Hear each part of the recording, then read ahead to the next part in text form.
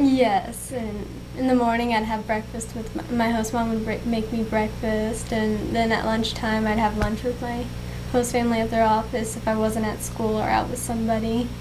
And then dinner time, it was, if I'm out with somebody, I had dinner with them, but otherwise I had dinner with my host family.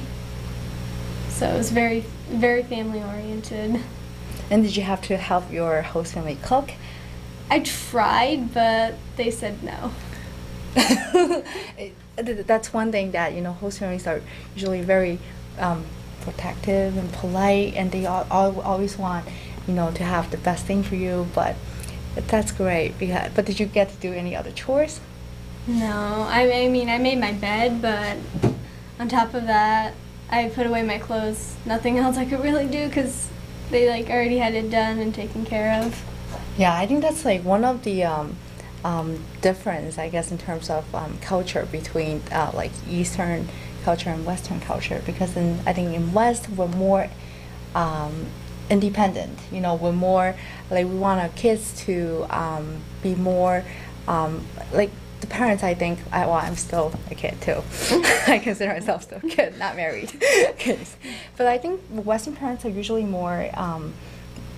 I guess just more they want their kids to be independent. Less strict. Yeah. Exactly. Yeah. Thank you, Nicole. I think in a lot of other countries they're very strict and very focused on mainly school, where here we have Exactly. They'll do everything Yeah. for you as long as you get good grades. Right. Yeah. Here it's more extra. I know that's true in European cultures that they do more of the housework, whereas kids study more. Whereas in Asian cultures it's similar. Yeah, definitely. Yeah, I came from that background. Can definitely testify that. So I know that you as we had the conversation with Lynn, we learned that Youth for Understanding is currently looking for host families. Yes, we have 9 students and we only have 22 days before before their time runs out. If we don't find host families for them in 22 days, they're out of luck, which is really sad because it's a wonderful experience to spend time abroad. Yeah, and we also learned from Amber earlier before the show that she has been helping a lot with making phone calls, Yeah. to ask host I've made families. phone calls and I leave a lot of messages, and it's the chance to host, and it's really great for students, and they really need these families. So I'm hoping I find some for them. Yeah, it's just a wonderful opportunity. And Amber, can you tell us a little bit more about, once you came back here, did you, other than reverse cultural shocks, did you feel that what you learned from Korea, you applied to your experience back in the States?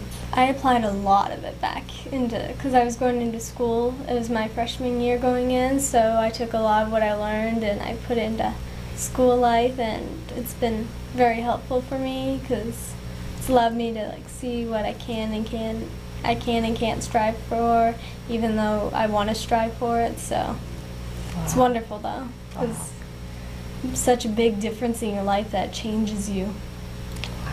It must help you relate to other people too who are visiting the country or coming for the first time too. Yeah, it does. It allows me to say, oh, he's doing this because he's lonely, he's sad, or she's upset because of this, and it really helps me try and help them, basically. Wow. And I know that your family is going to host a student from Thailand. Yes, we're going to host a student. He's going to be in the house for a year, so while I'm in France for a year, he's in my house for a year, and I'm hoping I have a chance to meet him before I leave. And I just can't wait for this because it's a great experience, and I'm hoping my family enjoys it, and I'm hoping I enjoy my year abroad. Oh my God, I bet you will. Yeah, definitely. Wow. And again, unfortunately we're always running out of time when the show is getting so good. So, but thank you so much for watching Grow TV, and we're so very happy to have Amber and Lynn on our show.